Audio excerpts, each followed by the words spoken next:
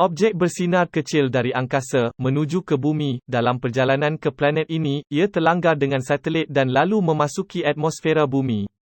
Di sebuah apartmen New York City, Josh melihat objek jatuh dari langit. Bola logam berukuran bola golf itu terbang melalui tingkap Josh dan mendarat di dalam balang ikannya.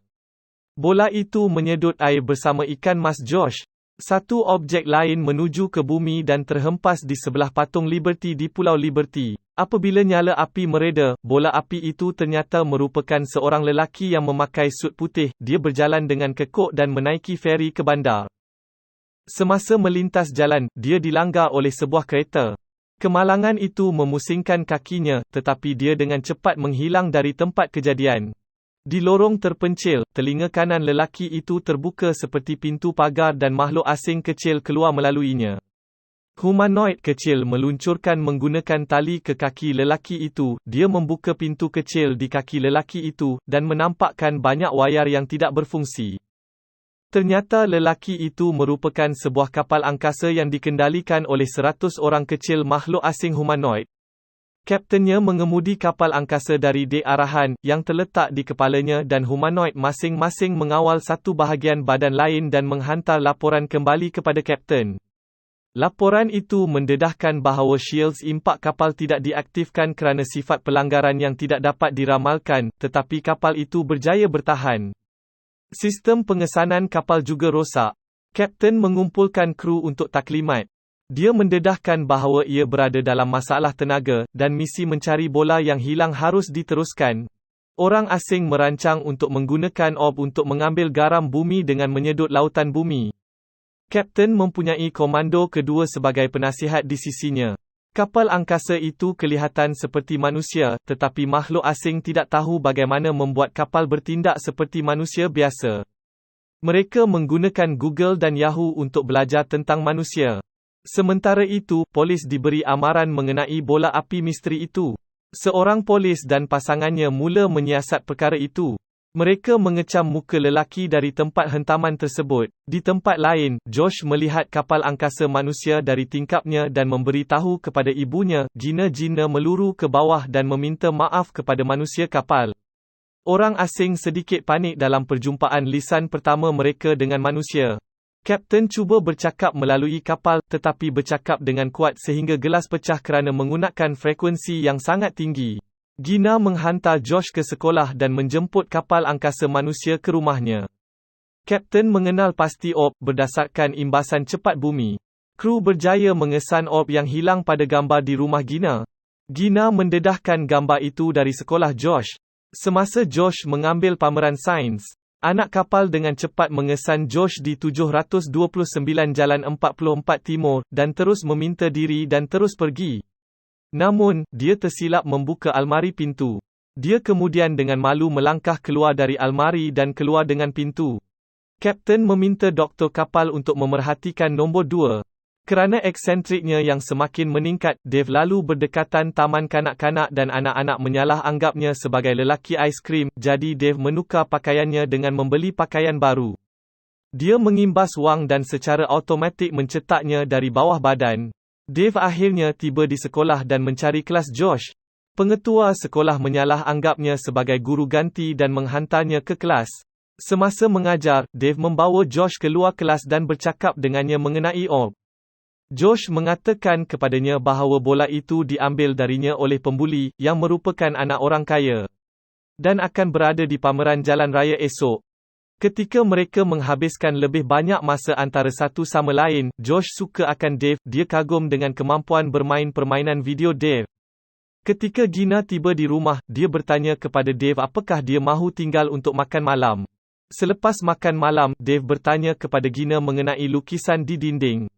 Dia mendedahkan dia melukis lukisan itu semasa dia sedang dilamun cinta dan ia menggambarkan perasaan cinta dengan bersemangat. Dia bertanya, bagaimana anda tahu bila anda merasakan cinta? Gina menjawab bahawa apabila anda merasa cinta, anda tidak akan perasan akannya. Kapten mendapati nombor 3 bekerja hingga larut malam. Dia mendedahkan bahawa dia telah menemui fail yang menarik di pangkalan data iaitu manusia akan menontonnya setiap tahun. Fail itu adalah filem Christmas Amerika yang ikonik. Dalam filem itu, pahlawan itu menawarkan bulan untuk cinta. Kapten dan nombor 3 merasa tersentuh dengan cerita itu. Setelah menonton filem itu, mereka merasa tertarik satu sama lain tetapi menahan perasaan itu dan mereka tidur. Keesokan harinya dengan hanya tinggal 20% kuasa dan polis sedang mencari mereka, Dave pergi ke pameran bersama Josh untuk mendapatkan semula orb. Gina gembira menerima mainan lembut itu. Dave kemudian menemui Josh yang membuli kaya. Dia mengangkat pembuli itu terbalik dan Josh gembira melihat Rich diberi pengajaran. Setelah Dave mengambil bola, dia menawarkan untuk mengambil Gina dan Josh ke restoran untuk meraihkan ulang tahun Gina. Namun, Kapten berpendapat bahawa Gina dan Josh telah membantu mereka mengambil bola, jadi wajar jika mereka kembali kebaikan kepada mereka. Kapten membawa Gina dan Josh ke restoran salsa di mana mereka meluangkan masa dengan aman. Sementara itu, polis telah mengesan mereka dan berada di sana cara untuk menangkapnya. Setelah menghabiskan begitu banyak masa di bumi, sebahagian besar kru bermula untuk memperlihatkan perasaan baru. Nombor 3 mengetahui bahawa nombor 4 telah mengubah keseluruhannya bilik menjadi kelab tarian. Nombor 3 kemudian juga menggunakan gaun salsa dan pergi ke bilik kawalan untuk meminta Kapten menari bersamanya. Nombor 3 berasa terluka ketika melihat perilaku Kapten dan Gina. Polis tiba dan menangkap Dave untuk disoal siasat. Josh dan Gina bingung dengan penangkapan itu.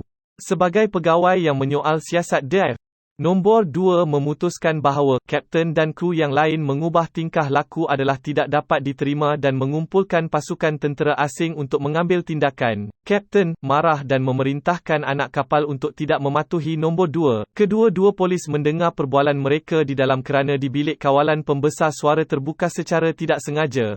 Pegawai yang mengesyaki Dave sebagai makhluk asing semakin jelas dan kedua-dua polis itu meninggalkan bilik soal siasat. Nombor 2 kemudian mengumumkan bahawa dia adalah Kapten baharu dan era baru telah bermula dan tingkah laku anak kapal yang memberontak akan dihukum. Nombor 2 telah menggunakan senjata untuk keluar dari balai polis tersebut dengan kekerasan.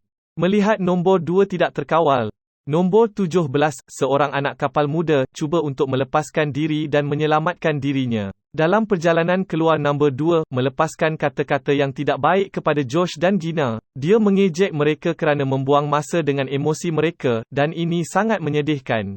Bimbang akan situasi itu, nombor 3 telah kembali ke tempat pengurungan dan membebaskan Kapten. Namun, nombor 2 segera mengejar mereka dan membuang mereka keluar dari kapal angkasa. Kapten dan nombor 3 berusaha untuk mengelak ancaman manusia dan binatang lain. Mereka kemudian menggunakan wiper sebagai pelancar untuk melonjakkan diri di kapal angkasa dan mendarat di kasut kapal tersebut. Kapten kemudian meminta maaf kepada nombor 3, dan memberitahunya bahawa dia memilihnya untuk menemaninya dalam misi ini kerana mempunyai hati dan kebaikannya yang ikhlas. Tanpa dia, dia tidak akan menjadi apa-apa.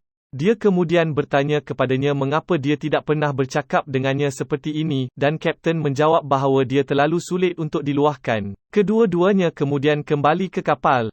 Sementara itu, Dave menaiki teksi untuk menjimatkan tenaganya ke Pulau Liberty. Josh enggan mempercayai bahawa Dave lah yang melakukan perkara-perkara jahat ini dan meyakinkan ibunya untuk mengikuti Dave dan menolongnya kembali di balai polis. Mesti menemui nombor 17 di dalam kop. Nombor 2 meneruskan untuk membuang orb ke dalam air dan mengalirkan bumi dari semua air dan garamnya. Kapten membuka kotak perintahnya dan menghentikannya. Nombor 2 marah dan memerintahkan kru untuk menangkap Kapten bersama dengan nombor 3. Marah dengan sifat nombor 2 yang tidak dapat diramalkan dan eksentrik, anak kapal menerima Kapten sebagai ketua mereka. Dia memerintahkan nombor 2 untuk ditangkap dan dipenjara di bawah kapal selamanya. Orb logam telah tergelincir dari tangan Dave dan bergolek ke lautan. Proses menyedut kuasa bermula dan orb mula menyedut lautan. Kapten berusaha untuk mendapatkan orb tetapi diberitahu bahawa mereka hanya mempunyai kekuatan yang cukup untuk mengambil bola atau pulang ke rumah. Kapten membuat keputusan untuk menyelamatkan bumi dan meminta kebenaran dari anak kapal. Setelah mengambil bola, polis dan pasangannya mengejar dan menghalakan senapang mereka ke arahnya. Josh mengambil tasa daripada polis dan menggunakannya di Dave. Ia membantu menjana kuasa Dave semula. Kapten dan nombor 3 mendedahkan diri mereka kepada pegawai polis yang berdiri. Kapten mengucapkan selamat tinggal kepada Josh dan Jenna, sambil berkata bahawa dia sekarang memahami cinta. Nombor 17 adalah ketika itu dikembalikan ke Dave oleh polis. Ketika Dave terus terbang kembali ke planetnya, FBI tiba dan menangkap Dave dalam jaring dan membawanya ke bawah. Anak kapal Dave berpindah ke salah satu kasut kapal penyelamat kapal mengaktifkan enjin, melepaskan kasut dan menuju ke rumah. Meninggalkan kedua kapal dan nombor 2. Semasa di kapal penyelamat, Kapten meminta nombor 3 untuk berkahwin dengannya. Cerita tamat, senang cerita kan?